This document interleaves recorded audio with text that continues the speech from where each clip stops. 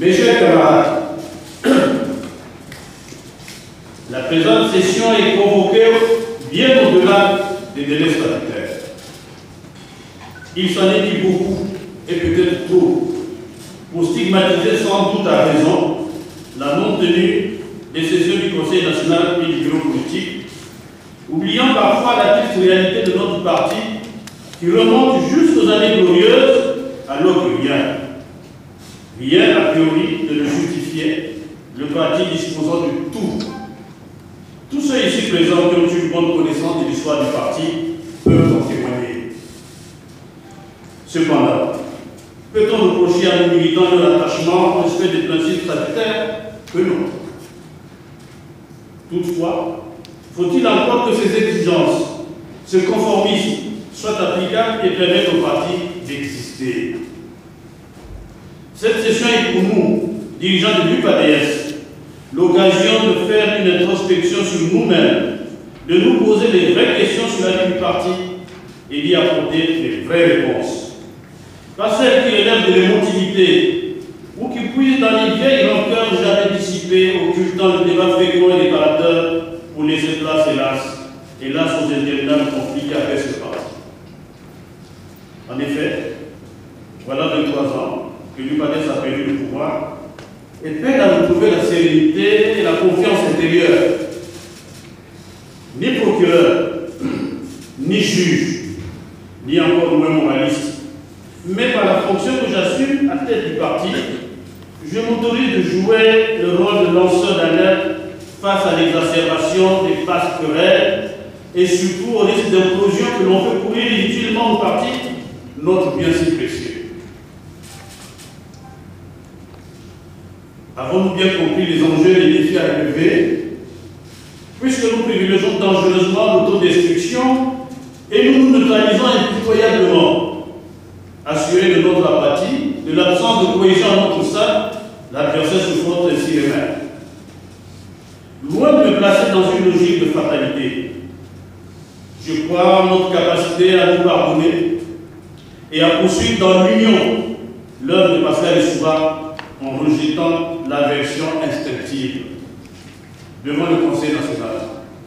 Et avec la plus grande sincérité, j'en appelle au rassemblement de tous ceux qui se reconnaissent encore en Pascal Lissouba.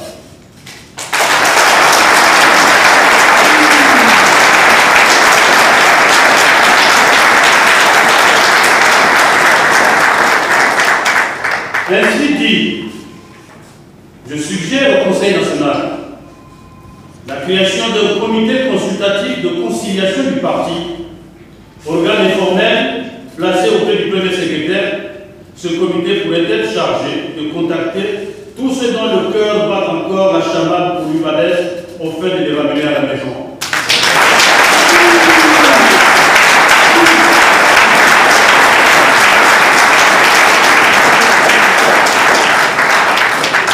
L'UPADS est en effet une grande maison dans laquelle chacun de nous a sa chambre. Il n'a le droit de se l'approprier à d'autres fins que celle d'être au service du peuple congolais, de nos militants et de nos sympathisants. En ce qui me concerne, je ne saurais ni me justifier, ni m'exonérer des critiques les plus abjectes dont je suis l'objet, ou des affabulations les plus grotesques qui sont dites sur ma personne. Alors, puis-je trouver la consolation dans le dicton selon lequel la considération est au bout de la contestation? Après tout, même Jésus, le Fils de Dieu, n'a pas échappé à la diabolisation et au règlement par les siècles. Et même à considérer que l'UPADS, qui est né dans la querelle, souvent plus pour son péché originel, doit prospérer dans la division. Il est quand même illusoire de croire que la fixation sur les personnes soit une stratégie qui nous aide politiquement. En tout état de cause, il nous faut gagner le combat pour la restauration de l'unité du parti, cruellement entamé pour plusieurs raisons. Entre autres, nous payons le prix des divisions nées de la dernière participation à la présidentielle anticipée de 2016, qui malheureusement n'ont pu être surmontées pour refaire l'unité, mise à mal par le choix incompréhensible de nombreux d'entre nous. L'orientation politique prise au terme de la déclaration du 7 avril 2016 a sans doute aussi creusé le fossé ouvert à l'élection présidentielle. Maintenant que l'émotion est passée et que la réalité a pris le dessus de l'illusion et de la naïveté, il faudra librement en parler pour percer l'abcès et ressouder nos rangs.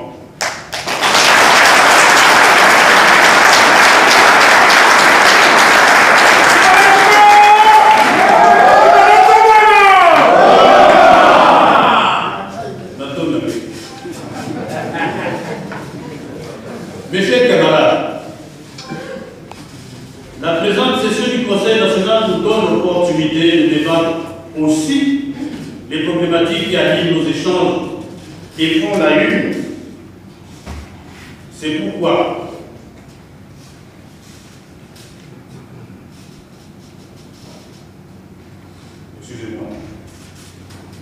la présente session du Conseil national nous donne l'opportunité de débattre aussi les problématiques qui alimentent nos échanges et font la une des médias. C'est pourquoi la question de la participation ou non à la prochaine élection présidentielle est inscrite à l'ordre du jour, tout autant que sera débattue la réflexion sur le Congrès tant attendu, suivant les deux axes qui l'entourent, à savoir la bonne date et la recherche de son financement.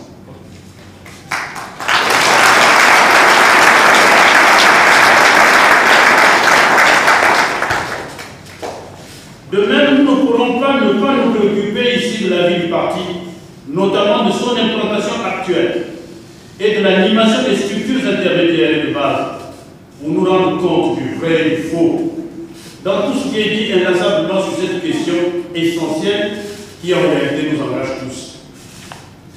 Que chacun de nous y apporte sa contribution là où il réside, au sein de sa fédération, de sa section, de sa cellule, dans le cadre d'une gestion de proximité comme hier, et croyez-moi, le parti se portera mieux. Au contraire, si nous abandonnons le parti aux seuls dirigeants de ces organes, eux-mêmes parfois, pour la plupart démotivés, malgré leur bonne volonté, ne nous attendons pas à d'autres résultats sur le terrain que ceux qui rageusement sont critiqués par les cassandres sur la toile, sans apporter la moindre proposition crédible, sauf à demander la démission des instances nationales. Connaissez mes belles femmes, mes chers camarades. Les résultats du parti en ces années de gloire, dont nous sommes si nostalgiques, outre l'apport personnel du chef lui-même, sont le fruit du travail collectif et individuel des cadres et notables qui s'y étaient fortement impliqués.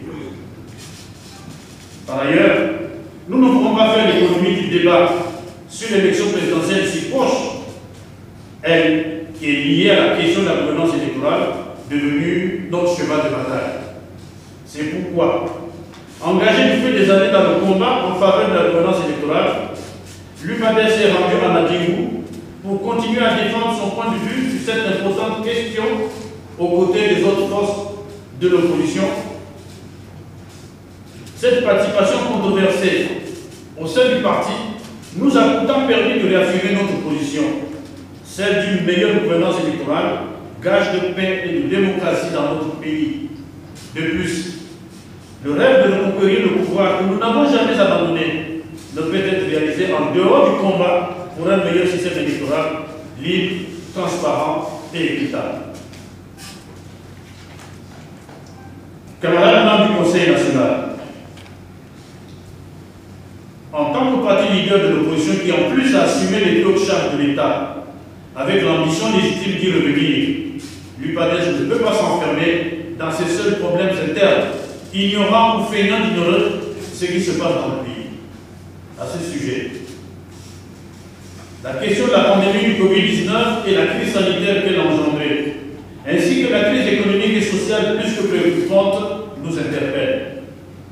Depuis décembre 2019, date de sa survenue en Chine, la pandémie du Covid-19 a bouleversé le monde, même si le continent africain a démenti au moins jusqu'à nos jours les pronostics d'une hécatombe annoncée par la prestigieuse Organisation mondiale de la santé. Quoi qu'il en soit, il est à observer que cette pandémie a mis à nu la fragilité des systèmes de santé des pays africains, et tout particulièrement du nôtre, où l'offre de santé en qualité et en quantité a donné la mesure de sa précarité. Dépourvus de tout, nos hôpitaux n'ont pu apporter l'assistance médico-sociale en temps et en efficacité à nos populations désemparées, dont le salut est venu de l'aide extérieure et de la providence. Et que dire des effets collatéraux qui ont directement affecté le quotidien des Congolais, privés de leurs petites activités génératrices de modestes revenus, en l'absence des mesures d'accompagnement appropriées, après la prise de décisions drastiques de lutte contre le Covid-19 que l'UPADES avait déjà désapprouvé. Au plan économique, et malgré quelques actions d'éclat, portant sur quelques investissements dans les infrastructures de base et le paiement plus ou moins régulier des salaires des fonctionnaires, le Congo connaît l'une des crises les plus sévères de son histoire. Sauf le retournement spectaculaire des cours du brut, cette crise pourrait durablement s'installer. Bien sûr, aucun Congolais aimant son pays ne peut s'en réjouir. Pour étonnant que cela puisse paraître, les causes de cette crise sont difficilement compréhensibles. En effet, elle survient au moment où le pays disposait des moyens financiers substantiels avec des excédents budgétaires conséquents et après avoir bénéficié d'une remise quasi totale de sa dette extérieure que le mécanisme de l'initiative payé pour très endetté a gracieusement fait. Forcé de se placer entre les fourches codiques du Fonds monétaire international, FMI, pour restaurer sa dette estimée en 2018 à plus de 120% du PIB, c'est-à-dire de sa richesse, et pour la conclusion d'un programme de stabilisation et de relance, le gouvernement de la République peine à en assurer l'exécution. À ce jour, les conditions de sortie de cette crise sont encore loin d'être réunies à cause du manque de volonté politique, d'une gestion opaque des ressources publiques disponibles et des choix budgétaires irrationnels. En matière de croissance, vous le savez, le Congo est classé 50e sur les 52 États africains, selon le dernier classement de la Banque mondiale, qui prévoit en 2021 une croissance négative du PIB de l'ordre de moins de 2%, alors qu'il était de 0% en 2020. Mais oui, ce sont des chiffres hallucinants, mais il faut les connaître. Autant de raisons d'être inquiet pour l'avenir de notre pays qui n'aura pas tiré profit des grandes opportunités dont il a bénéficié. Ce tableau sombre qui ne saurait nous réjouir, plutôt ce tableau sombre ne saurait nous réjouir. Nous nous en préoccupons effectivement, d'autant qu'il a forcément des répercussions sur le quotidien de nos populations. Malgré tout, nous exprimons ici notre foi dans la réussite de notre pays que nous plaçons au-dessus de tout. Animés comme nous le sommes par cet esprit républicain et par ce patriotisme que nous devons à notre chef, qui ne s'en est jamais départi jusqu'à sa dernière heure de gestion de l'État. Donnons la priorité au Congo, tel était son credo qu'il nous rappelait à l'envie.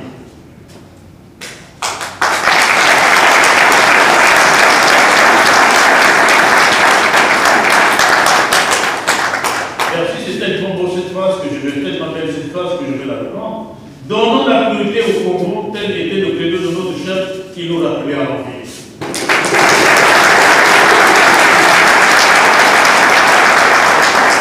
C'est pour cela que nous avons défendu les valeurs d'une nation rassemblée, dans un vivre ensemble, pas celui qui est galvaudé en ce moment, mais autour d'un pacte républicain. Celui-ci ayant pour but d'œuvrer à la construction d'une conscience démocratique et patriotique au profit de l'unité nationale et du progrès inclusif. Au Parlement, notre groupe a soutenu une approche oppositionnelle non radicale, conforme à cette vision, mais sans jamais nous compromettre. C'est pourquoi nous avons voté, et ce malgré nous, les budgets du gouvernement, validés heureusement par le Fonds monétaire international, et que nous avions ratifié l'accord de rééchelonnement de la dette du Congo envers la République populaire de Chine, qui a heurté notre conscience par ces obligations qui touchent aujourd'hui à notre souveraineté. Nous avons prouvé les chiffres. Essuyons au passage un torrent de critiques et mettons en difficulté nos militants qui ne comprenaient rien de notre position que certains qualifiaient de collision avec le pouvoir. Quoi qu'en retour, nous n'ayons pas reçu de ce même pouvoir la reconnaissance de cette grandeur d'esprit. Nous ne nous déjugerons pas. parce que désintéressés, nous n'attendions rien d'autre. Avant de clore mon propos, je voudrais vous rappeler que l'histoire de notre parti est faite de tant de vicissitudes, mais souvent nous avons surpris par notre capacité à nous relever toutes les fois qu'on nous croyait anéantis. Rassemblés, nous constituons une force politique incontournable dans ce pays.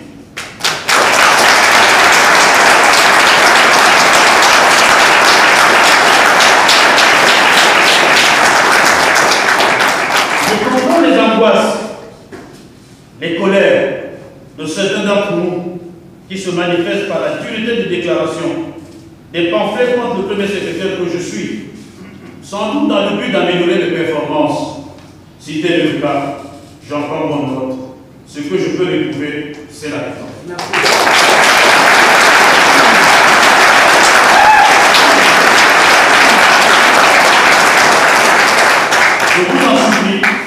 Je vous en supplie, faisons le débat à l'intérieur des instances où il nous est permis de dire tout et dans l'attente de la contradiction. Les pays de parole à l'emporte pierre sur la toile n'honorent aucunement notre grand parti qui se réduit à un cercle de règlement des comptes entre les individus.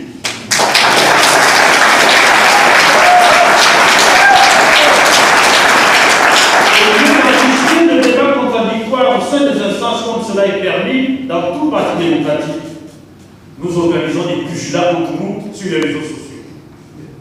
Puisse la présente session du Conseil national nous apporter plus de sérénité, de fraternité, d'humilité et de solidarité entre les orphelins que nous sommes devenus depuis le 24 août 2020. Au moment où l'on s'apprête à retirer le deuil portant mémoire de notre chef, je sollicite de nous tous une autre forme d'échange public.